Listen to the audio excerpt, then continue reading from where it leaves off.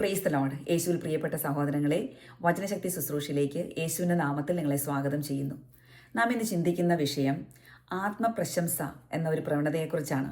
ആത്മപ്രശംസ ഒട്ടും നന്നല്ല. വചനം പറയുകയാണ്, കൊറിന്തോസ്യർക്ക് എഴുതിയ 2-ാം ലേഖനം 10-ാം അധ്യായം 17-18 വാക്യങ്ങളിൽ, അഭിമാനിക്കുന്നവൻ കർത്താവിൽ അഭിമാനിക്കട്ടെ. എന്തെന്നാൽ തന്നെ പ്രശംസിക്കുന്നവനല്ല, കർത്താവ് പ്രശംസിക്കുന്നവനാണ് സ്വീകാര്യൻ. നമ്മിൽ പലരും ഒരുപാട് നല്ല കാര്യങ്ങൾ ചെയ്യുന്നവരാണ്. എന്നാൽ ഈ നല്ല കാര്യങ്ങൾ ചെയ്തതിന് ശേഷം ഒരു പ്രതിഫലം എന്നതുപോലെ ഒരു നല്ല വാക്ക് മറ്റുള്ളവരിൽ നിന്ന് പ്രതീക്ഷിക്കാറുണ്ട്. നാം ഒരു സമൂഹത്തിന് നന്മ ചെയ്തു കൊടുത്താൽ അവരുടെ ഒരു അംഗീകാരം, അവരുടെ ഒരു പ്രശംസ അറിയാതെ നമ്മുടെ ഹൃദയം ആഗ്രഹിക്കാറുണ്ട്. അങ്ങനെ മറ്റുള്ളവരിൽ നിന്ന് പ്രശംസ ആഗ്രഹിക്കുന്നത് കൂടാതെ തന്നെ നമ്മിൽ പലരും ആത്മപ്രശംസ ചെയ്യാറുണ്ട്.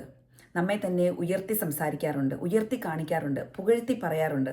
നാം ചെയ്യുന്ന കാര്യങ്ങളെക്കുറിച്ച് നാം വീരവാദമടിക്കാറുണ്ട്. ഇങ്ങനെ ആത്മപ്രശംസ ചെയ്യുന്ന നമ്മുടെ സ്വഭാവത്തെക്കുറിച്ചാണ് വചനം പറയുന്നത്. അഭിമാനിക്കുന്നവൻ കർത്താവിൽ അഭിമാനിക്കട്ടെ.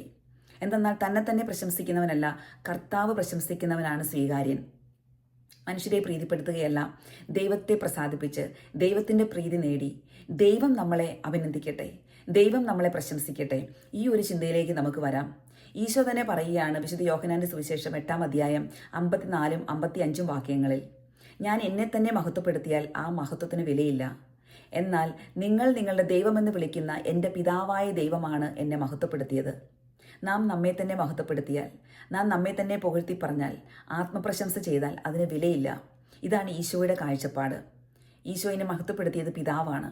ആകയാൽ നമ്മുടെ ജീവിതത്തിൽ നാം ചെയ്യുന്ന എല്ലാ കാര്യങ്ങളും പിതാവിൻ്റെ മഹത്വത്തിനായി സമർപ്പിക്കാം. നാം എന്തായിരിക്കുന്നുവോ അത് ദൈവകൃപയാലാണ്. ദൈവകൃപയാണ് എല്ലാ നല്ല കാര്യങ്ങളും ചെയ്യാൻ നമ്മെ പ്രാപ്തരാക്കുന്നത്. അതുകൊണ്ട് നാം ചെയ്യുന്ന എല്ലാ നല്ല കാര്യങ്ങളുടെയും മഹത്വം ദൈവത്തിന് കൊടുക്കാം. എന്നിട്ട് നമുക്ക് പറയാം, ഞങ്ങൾക്കല്ല കർത്താവേ, ഞങ്ങൾക്കല്ല, അങ്ങയുടെ നാമത്തിന് മഹത്വം ഉണ്ടാകട്ടെ. ഞങ്ങൾ എന്തായിരിക്കുന്നുവോ അത് ദൈവകൃപയാലാണ്.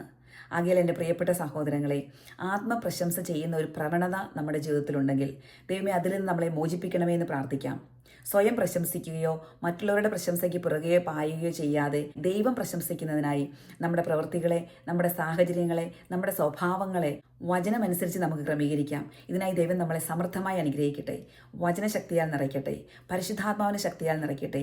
ദൈവകൃപയാൽ ഇത് നമ്മുടെ ജീവിതത്തിൽ സാധ്യമാകട്ടെ.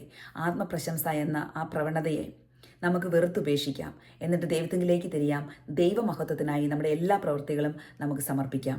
ദൈവം നമ്മുടെ കുടുംബങ്ങളെ സമർത്ഥമായി അനുഗ്രഹിക്കട്ടെ. ആമേൻ.